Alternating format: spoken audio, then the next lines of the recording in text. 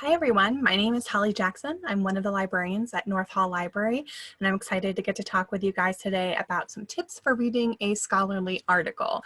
And this is one of our research tips videos. So I know scholarly articles can be intimidating, right? All of the professors here tell you that you need to use them for your research and you have to search for them in the library's databases, and it can be a little bit overwhelming. Well, first, let me dispel a common myth. When a faculty member tells you that they want a scholarly article or a peer-reviewed article or an academic article or a refereed article or a research article, they're all the same thing.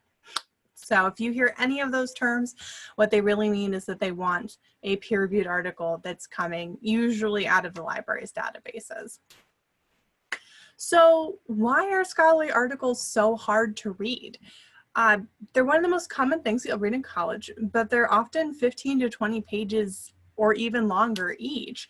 They're written by scholars for scholars. So they're not for people who are new to the subject, which means that they can be really intense and full of jargon. And even I have a hard time deciphering some of the really mathematical ones that are dealing with things that I have never learned, honestly. And they're very narrow in focus. So they give a lot of details about a particular topic or a specific experiment. When we pick up a book, they tend to be pretty broad, right? We look at them, we get a big feel for them, but they're not going into quite so much of the detail. But articles are very narrow.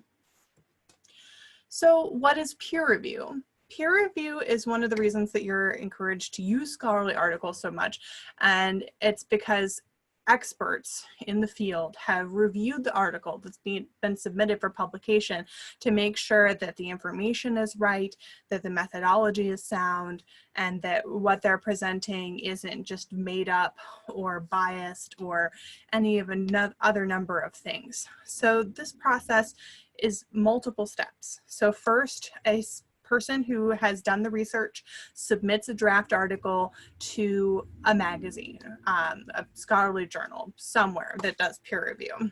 And then the editor reviews it for fit and quality. Does it fit in with the topic of the journal? Does it make sense to use it? And sometimes it doesn't, and they send it right back and say, no, thank you. If it passes through the editor, it moves on to experts, usually probably about 2 or 3 people in the field, and they are sent an email inviting them to peer review for the journal, and then they have a set amount of time. They get to look at it and give feedback. Sometimes they're like, yes, let's just publish it. Sometimes it's, no, I don't think that this is something you should publish. And more often than not, it's, yeah, we see that this is good, but it needs a revision. So either it goes through or it doesn't, or the person has to revise. And then it goes back through this process again, where it's looked at again, and they determine, does it need more revisions? Can it go through? Or is it just not something we want to publish? And then after it goes through all of that process, then it might appear in print. And honestly, the amount of articles that are accepted and published is pretty low compared to the amounts that are submitted. So it can seem daunting, but the ones that you read have been through this process and they have gone through multiple sets of eyes before they've been published, as opposed to something that you read on your social media pages that somebody has just typed up and is being shared. This has been through a larger process. If you have time, I would totally recommend this link to the video that I'm sharing here. It's called Peer Review in 3 Minutes, and I really enjoy the way that they have explained this. So don't forget to evaluate your sources. I know that as you use the library's databases, it can be really easy to think, oh, hey, you know, this is coming from the library. It's absolutely trustworthy. I can use anything that I find on here. And while most of the things that you find are trustworthy, you still want to evaluate them. So how is it relevant to your research question? This should be the thing that you ask the most as you're writing your papers. What are you putting into it, and how is it relevant to your research question? If you're just looking for sources because your professor told you you needed 5 and you only have 3, come talk to one of the librarians and we'll help you find something that is actually going to help your research. Don't just put things in for research, you know, or requirements sake. Actually make sure it's relevant to your research question. Does the location of the research match up to yours? This is something I see all the time in the databases where we'll do a search for something that you mean to write about the United States' experience with, but you'll get articles that pop up from England or China or Australia. And so if you're looking for something in the United States, you might want to add in that as a search term. When was it published? A lot of fields, especially our nursing and health sciences, a lot of our sciences, you really want things that are published really recently because everything is changing. There's so much research being done that something written 5-10 years ago is out of date. Whereas if you're writing in the humanities, maybe you're looking at a historical paper, sometimes sources, it doesn't really matter when they're written. You'll want to have a mix of, things that are written from the time period and things from today. And then you want to take a look at who published this. And this isn't just the author. This is the publisher. Why are they writing it? Why have they paid for this research? Are they sponsoring it? You really want to take a look. And even if it's just a quick Google of the author's name or the publisher to learn a little bit more about them, it'll really tell you a little bit more. And this seems like a lot, but really it doesn't need to be more than a few minutes to kind of get a quick feel for, is this something I want to use? So what's the structure of an article? Articles are usually fairly similar, even across the different disciplines.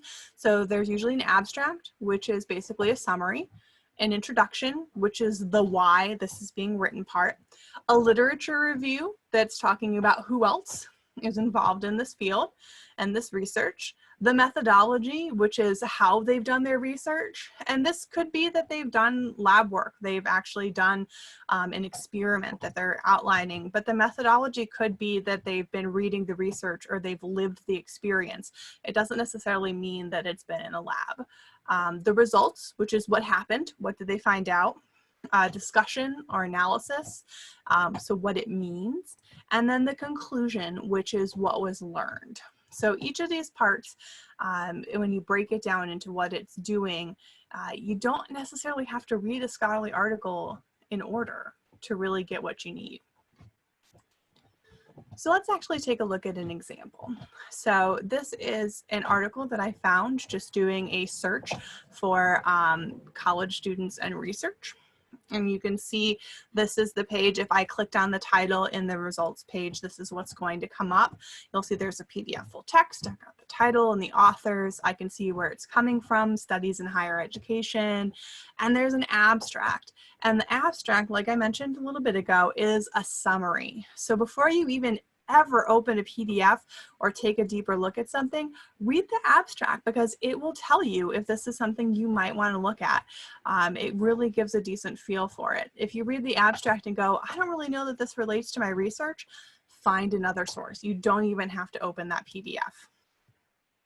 The abstract shows up again in the actual article. So at this point, I've clicked on that PDF and now I'm looking through that article. So the summary in the abstract, and also that introduction, which is why the authors researched and wrote about this topic. Then they've called it context, but this is the background information and also serving as that literature review, showing who else has done the work in this area. So a literature review isn't always called a literature review in a scholarly article. So recognizing that it might show up in a different place is helpful. Then they have the research approach and method. So this is that methodology, how the authors conducted their research. And you can see this isn't one that was done in a lab. They looked at 2 national data sources from this Graduate Careers Australia, and were using those sets that already existed to do this research. So again, not all research means you're doing a lab doing work. There's a variety of different methods that you'll find depending on your topic. And then the results. So what happened during the research phase? What did they find? Oftentimes you'll find charts and tables in the results section. Not always, but these can be really handy to look at. If you ever decide that you want to use a chart or any kind of graphic or image that's been published, you want to be careful not to just copy and paste it into your work.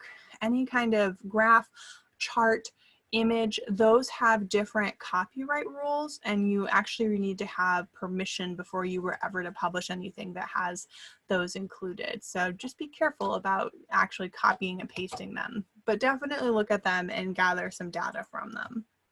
And then we've got the discussion and the conclusion. So they've combined these two sections into one. And so we're looking at what the research means in the discussion and analysis part, and what was learned from the research done in the article, which is that conclusion. And don't forget to look at the references. I think one of the easiest things that you can do as you're looking for sources is if you find one or two articles that are really great for what you're looking at, look at who they're citing, and maybe you'll find some sources from there that you can also use. This is called mining citations, and it's something I recommend for people all the time. So let's get into that not reading a scholarly article thing that I was mentioning. So first off, as you're reading your scholarly article, focus on your research question. What is it that you need from this article? Do you need support? Are you trying to prove something different from what they're saying? Is this just giving an example? What do you need it for? And then try reading the different parts in a different order. So start with the abstract. Again, get a feel from there, that summary. Is this going to be worth my time to even look at? Then look at both the introduction and the conclusion. Why are they doing this? And what did they find out? And if that's useful, then you can go in the middle and look at the methodology, see what they did, and read the results and analysis to really get the big picture of this piece. And be sure to review those references to see what you can use in addition to the article. So take notes throughout this whole thing, whether you print these articles or you have a piece of paper or a notebook or index cards, jot down your notes. Make sure that you're putting down your citations, the page numbers, and everything like that so that you can quote, summarize, and paraphrase to your heart's content with what you found. Map it out. How does this article connect to your research? Again, is it something that's supporting a point or two that you have? Is it something you're working to disprove? Is it something that's giving an explanation or a definition to something that you're doing? Make sure that you're mapping out the different parts. And don't forget to write where you found the info. Cite, cite, cite.